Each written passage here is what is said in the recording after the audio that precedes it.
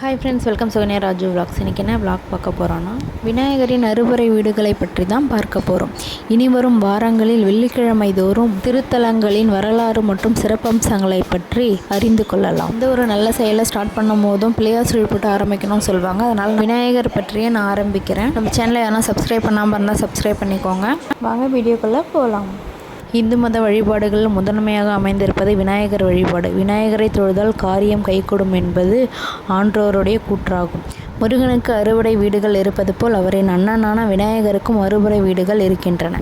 முருகரின் அறுபடை வீடான திருப்பரங்குன்றம், திருச்செந்தூர், பழனி, சுவாமிமலை, திருத்தணி மற்றும் பழமுதிர்ச்சோலை இது எல்லாருக்குமே தெரியும்.